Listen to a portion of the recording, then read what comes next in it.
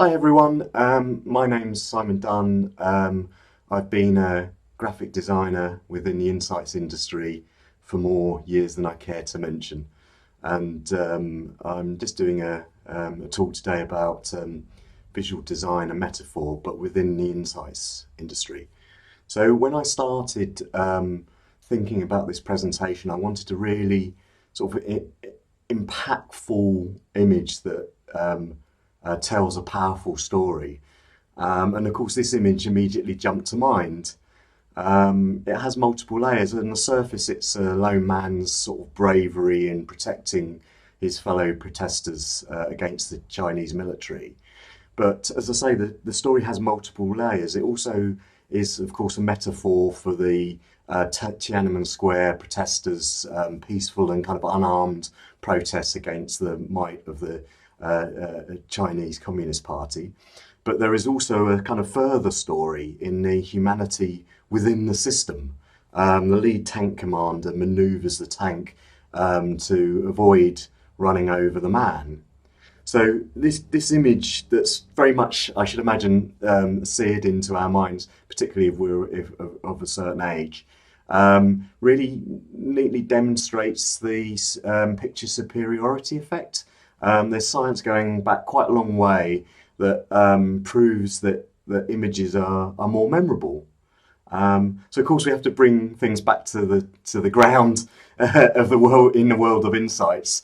And we did actually at Mustard, we did our own research with Coca-Cola, where we tested different types of internal insights communications. And the visual elements, the things that were more visual, were always recalled better. Plain text with zero images was just, frankly, not very memorable. So, why do we still create charts that look like this? I know this is slightly an excessive example, but, we see examples that are not really far off of this. It's really, clearly, it's really complex, it's messy and confusing, there's no sort of clear or memorable message coming through. And, experience has proven that, it's probably just one of about 50 slides. Why do we still do this? Well, at the moment, if we even try to design a slide like this, we can tidy it up a little bit. We can make things look a little bit better.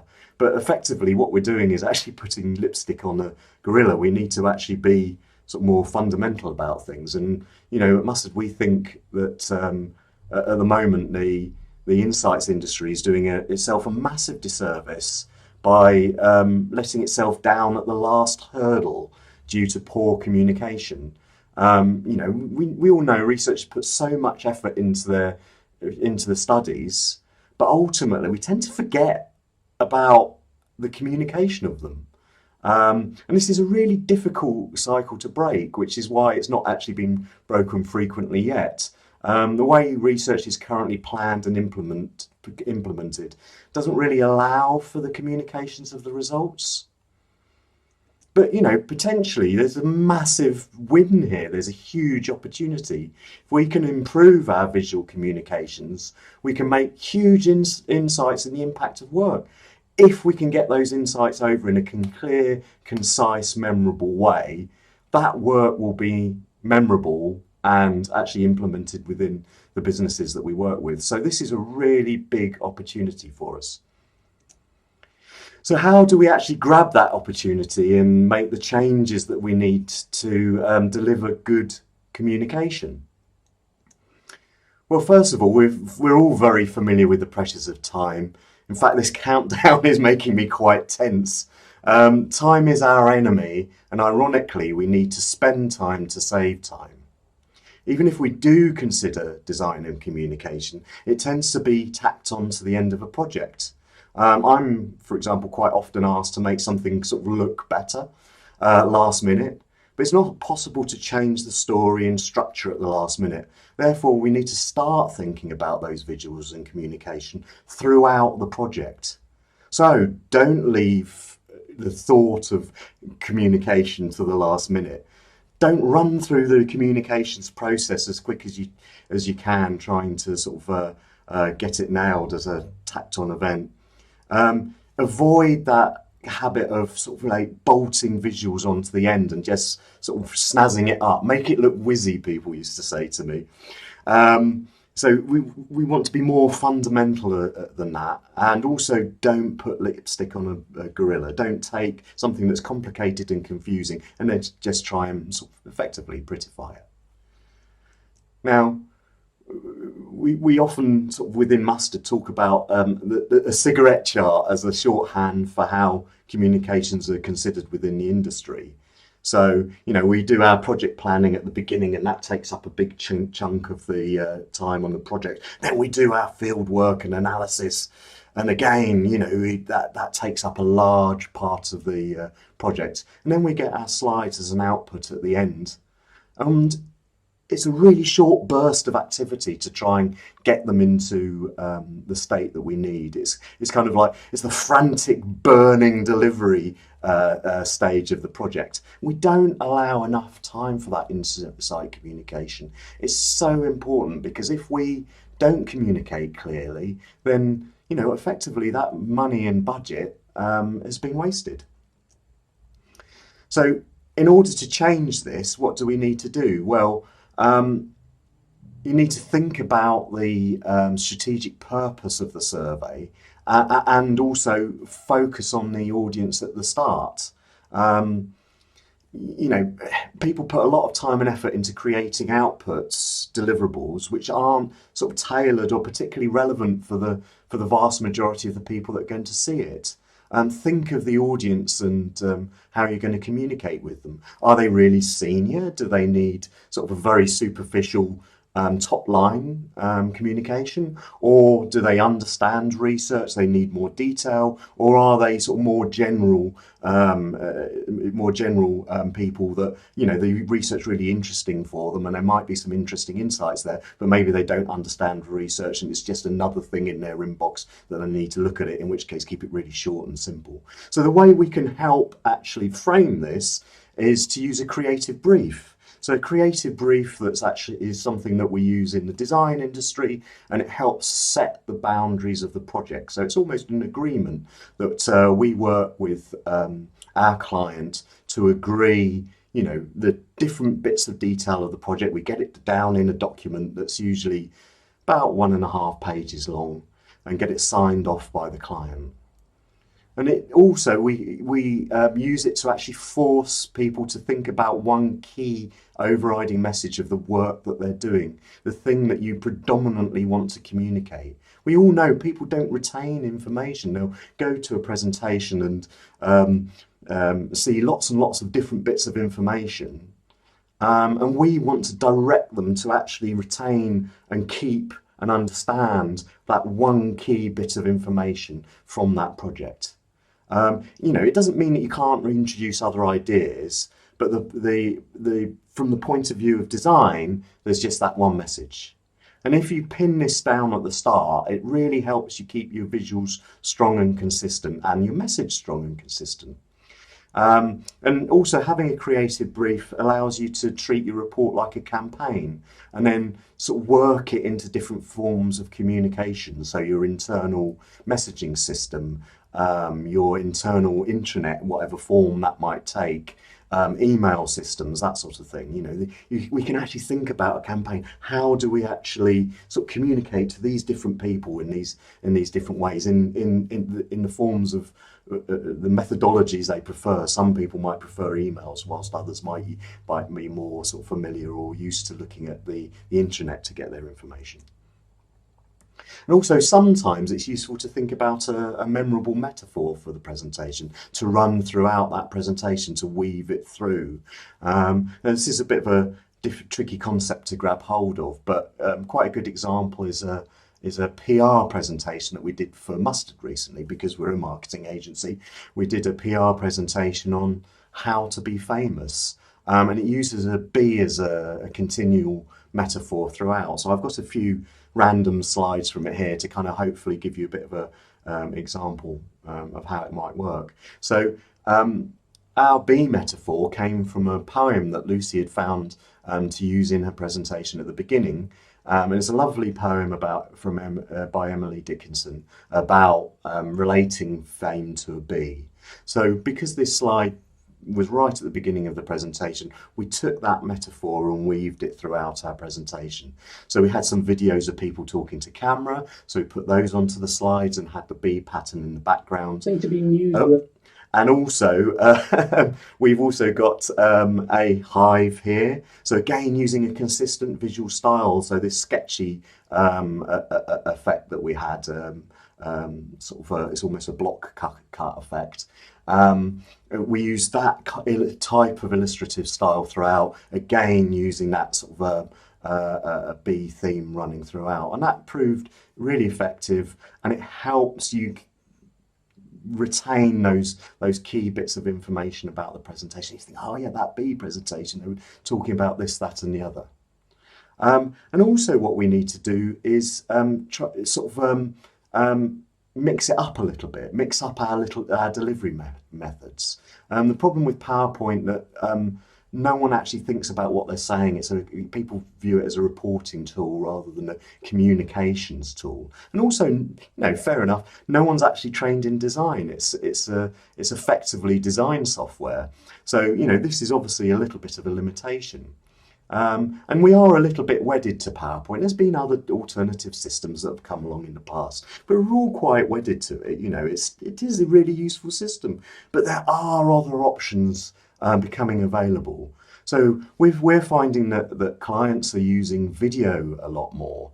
You can storyboard it and tell a story. You think about it a little bit more through that storyboarding process and the process of actually creating a video. And of course, it creates a more impactful output.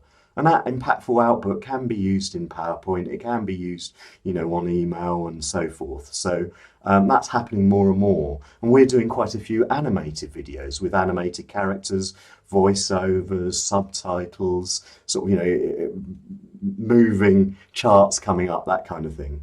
And interview people actually talking to the research owner, the person heading up the research, talking directly to camera for 3 minutes or so, and just giving that key overriding message and the key stories from the presentation.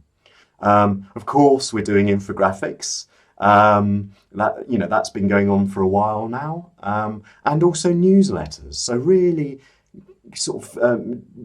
emails designed from a marketing perspective to actually market and tell these stories to the internal teams. So here I've got some examples of different communications methods that we've used in the past. The examples I've given you are actually from a paper we did a few years ago for SMR.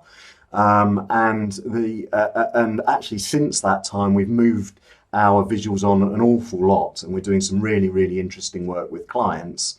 But unfortunately, all of it's confidential, so I can't actually share it here, which is a great shame. But this gives you a feel for the type of thing we're doing. So plan out your communication. Who are you going to talk to? What methodologies are you going to use to talk to them? What content and messages are relevant to those people? So think about those channels, create a plan, and don't just rely on emailing PowerPoint. Also, try and mix up those communications methods. It's really useful to use various methods.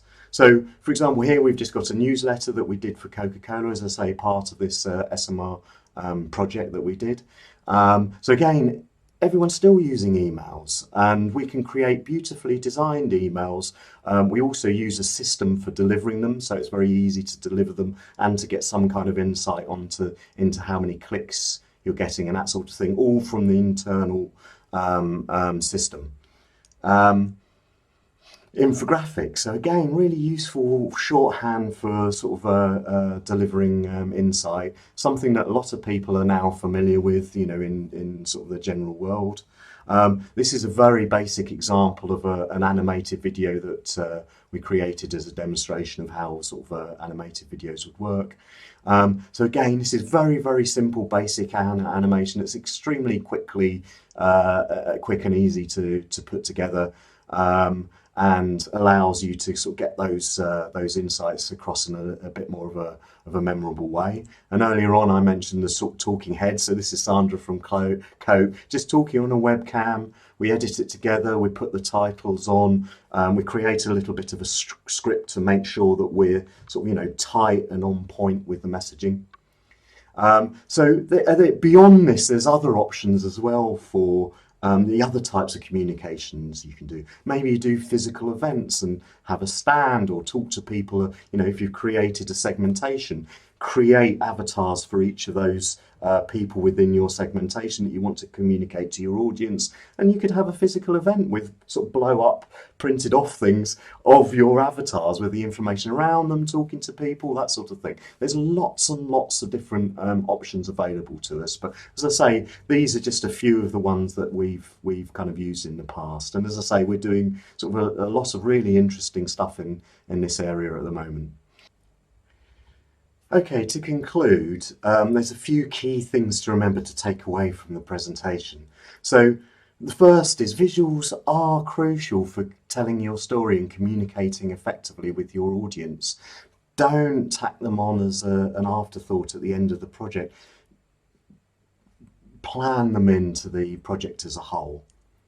Secondly, give it time. Give yourself time to actually plan the communication of the project out in advance. I know everyone's caught for time, but a little bit of planning up front will allow things to flow more easily and to be able to sort of communicate more easily rather than frantically doing it at the end of that burning cigarette at the very end there. Also, know and understand your audience. Who are they? Almost segment them. What level of information do they need to know? Do they need to have the top line or more detail?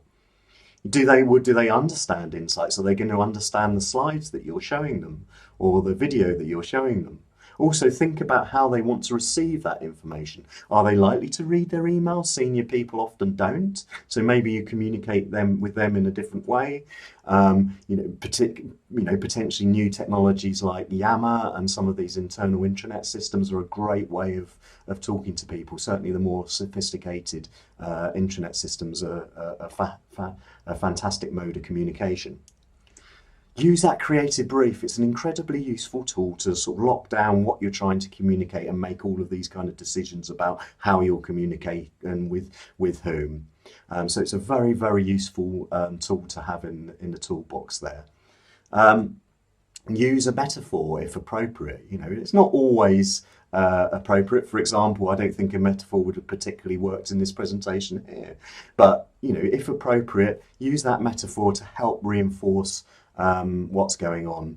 And then finally mix it up, use different communication techniques, create a communication plan that uses different channels to communicate with people, get that plan going, and rather than just relying on sending a big PowerPoint presentation with a title like Wave 3 of Project 215 with 50 slides in the presentation that a lot of people might not actually understand.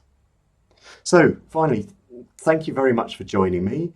I hope you've enjoyed the session, and I'm available for a chat later on, so after this session immediately. I'm welcome receiving your questions. Thank you very much.